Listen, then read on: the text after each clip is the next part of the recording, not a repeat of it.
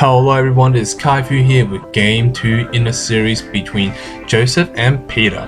Now both of these players are playing a mirror match at the moment. Will be Blazer Knight versus Blazer Knight, and I know that a lot of you guys are tired and sick seeing of it, but this is the finals now, so after this final is over, there will be no more Blazer Knight versus Blazer Knight for a while until the meta shift back to that mirror. So currently, life point wise 4,000 compared to 4,000, so nothing has changed at the moment. Joseph in game 1 was actually had a ball control at the early game, but however, Peter was able to overcome that field and able to put a lot of pressure to Joseph and putting the long-term strategy on his side instead. So that was what happened in game 1, so that's a little brief background about it.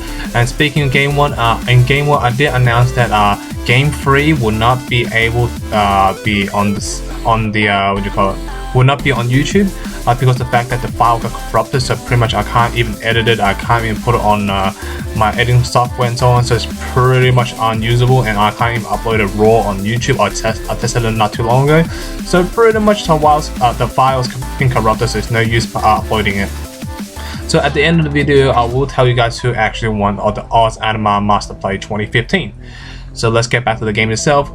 Currently, life point wise 4,000 compared to 4,000. Nothing has changed so far at the moment. Field wise, we have a bow, we have a Percival for Peter's side, and then a Guinevere compared to Joseph's one Guinevere and one Gwen and one Percival. Sorry if I keep mixing up with the name because they sound very similar, like Gwen, Guinevere. And yeah, they sound very similar, so I do make them mixed up, so sorry about that, guys. So let's see what can Joseph do. He has 3 matches to play with, so he puts another Gwen on the field, so pretty much applying a lot of support on the field for his round table to hit like a harder number. So now that Gwen can be hitting for a 5 damage on board. Not only that, has 9 defense, meaning that a Hector and a Lancelot combination will not be able to get rid of it that easily. And then I think Joseph did a little misplay. If I was him, I would attack with the Percival first, because the Percival is sitting on 600 attack, 600 defense.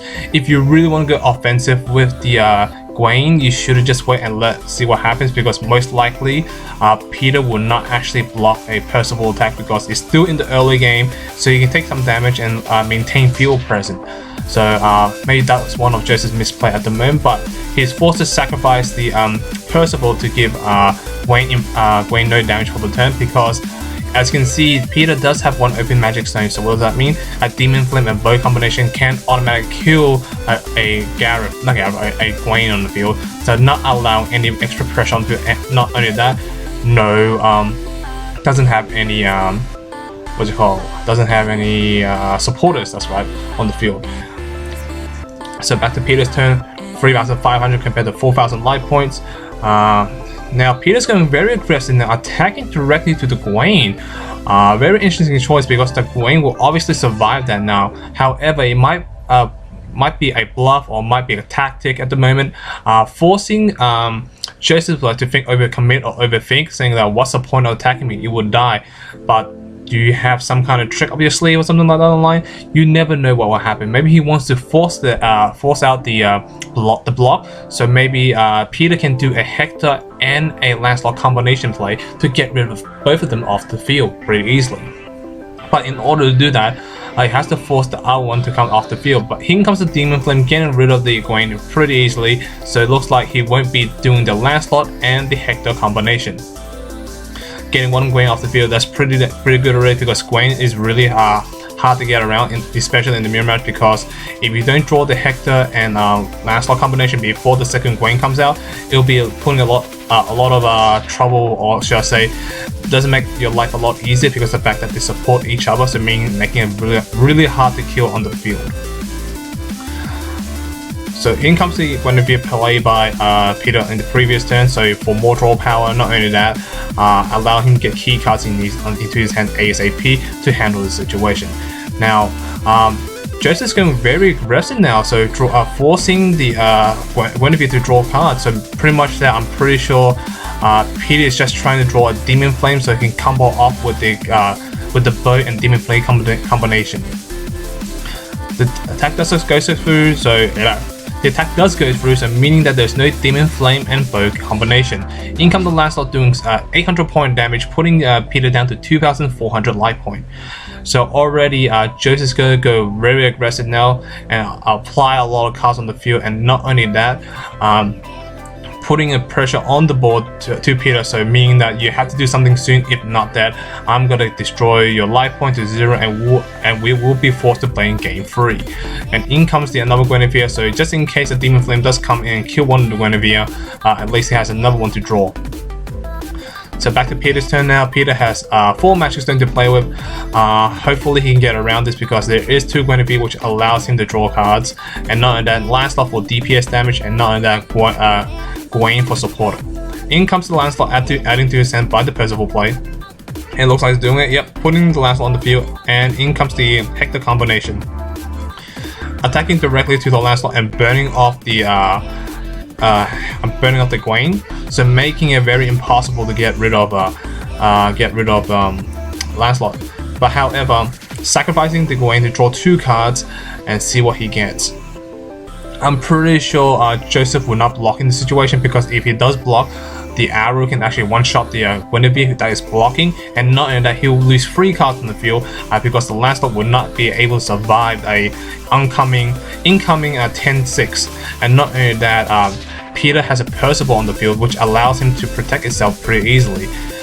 Sacrificing the Lancelot again before it gets dealt damage, but forcing Peter to sacrifice his Percival first, and in response using Guinevere's effect, so making not letting Peter having any extra defense on the field for the following play. So drawing conjure card and discarding a Demon Flame, which is one of the power spells that a Blazing Knight should have, because Blazing Knight usually can't get rid of cards off the field that easily. So getting rid of Demon Flame indicates that he might have better cards in hand to use. For example, maybe Lancelot and a Hector combination. So in paying 2 resources, so in comes the Shadow Flame instead. Wow, I would have thought that he would discard the Shadow Flame instead and keep the Demon Flame in hand, because the Shadow Flame can automatically activate in the graveyard. Because for those who don't know, Shadow Flame is a card can be used in graveyard, paying 2 to do 500 point damage directly to a Resonator onto the field. In comes the King Flame Shout, doing 400 AoE damage on the board, getting rid of, forcing Joseph to use his 2 Guineveres on the field right away. If not, then let it die. But however, this will allow Joseph to draw into his key cards, his key sideboard, not only that, Gareth, and so on in the mirror match that he needs. So let's see what can Joseph do at the moment.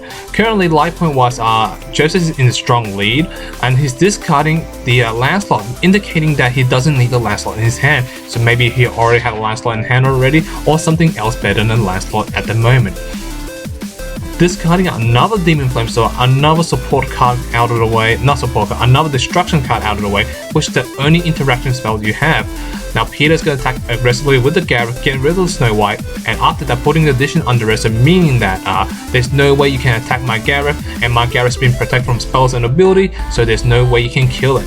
So unless you have to use the bow to force yourself to remove 2 counters to get rid of the addition of the field. Currently, life point wise 2,400 compared to 4,000 life points. I think Peter's hand only has 2 cards in hand compared to Joseph's 6 or 5 cards in hand at the moment. So putting the hand advantage and life point advantage towards Joseph. However, field wise, that we do know that Peter have a stronger field, like stronger resonance on the field, but that could be changed right now due to the fact that Joseph just played Percival on the field, and by playing Percival, you're allowed to get yourself a Regalia or a Round Table add to your hand. And looks like he's adding the Regalia bow, so which allow him for defensive plays. So not allowing Peter to go overcommit with his little Resonator, so meaning that he can kill everyone with 1 shot and so on with like a bow. Just in case, for those who don't know, bow can essentially kill majority of the cards in this format at the moment, because a lot of the cards, like such as Percival, Guinevere, well, Guinevere will never attack or block, but majority of the cards are really weak, so you can get rid of it pretty easily, especially using an aggressive deck. So let's see now, he still have 5 resources to play with at the moment, so maybe he can drop a bunch of cards on the field for defending, or force the bow to get rid of the addition. But I'm pretty sure Joseph is going to read the addition just in case. So for those who don't know, it's pretty much a crucifix ability, so you can't attack it, you can't target with spells or ability, so the only way you can get rid of it, you have to get rid of it with a addition removal, or you have to block it by battle, which is something bigger than Gareth. Looks like he's Percivaling into maybe another Percival or a Hector. It looks like he's going towards the Hector, so perhaps that indicates that he might have Lancelot in hand. Hence why he discarded the Lancelot last time, because maybe he already had one in hand already. So adding Hector, so this might indicate a Hector and Lancelot combination incoming, so which will do a lot of damage on the board. Not only that, Joseph does have a bow, and the bow has 2 abilities. The most common ability we'll be using is pretty much pay 1 counter, tapping it, to do 400 damage to a blocking or attacking resonator, or the second ability is remove 2 counters to destroy a card on the standby chant area, or an addition resonator on the field. And with that addition resonator on the field, yes, Joseph got to destroy that addition, not allowing any protection on that Gareth. So meaning that a Lancelot and a Hector combination will be able to be enough to get rid of it. Not only that, Joseph has 2 Percival on the field, so able to protect his round table pretty easily without worrying too much. In comes the Lancelot. Lancelot doing 600 damage. No, actually plussing 200 more, so pretty much it becomes a 2-6. Not 2-6, a 8-6, my bad. So now for sacrificing the Percival, so become pretty much no damage be dealt, and running into the Gareth, so no field advantage for Peter at the moment. Paying 6, so putting a Gareth and a Wingman on the field. Now Gareth able to protect itself from Lancelot effect, and not only that, the Wingman can not be dealt damage from anything from a red resonator, from abilities or attack. So pretty much double anti-Lancelot at the moment, but unless you run it over, somehow run it over the Wingman with a spellable ability, because it protects itself from resonators but not from spells. So let's see what can Joseph do. Joseph does have a larger hand, so he does have a lot more options. In comes the King Flame Shout, doing 400 AoE damage, dropping the Gareth. So now he might have a Demon Flame or Shadow Flame, and using Shadow Flame from the graveyard, destroying the Wingman, so pretty much less option for him to deal with. Now at the moment, field-wise, a bow with 1 counter and a Gareth versus a bow with no counter, a Gareth, a Percival, and a Lancelot. And with 2 open resources, he can still do a Hector and Lancelot combination, or he can just recklessly attack and use the Percival effect to protect itself.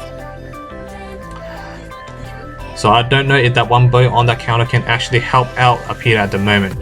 So it looks like he's thinking about to sacrifice his Percival, but not at the moment. 2 cards in hand for Joseph and 1 card in hand for Peter, but however, field-wise doesn't look too good. In comes the block from the Gareth and pumping up the Lancelot.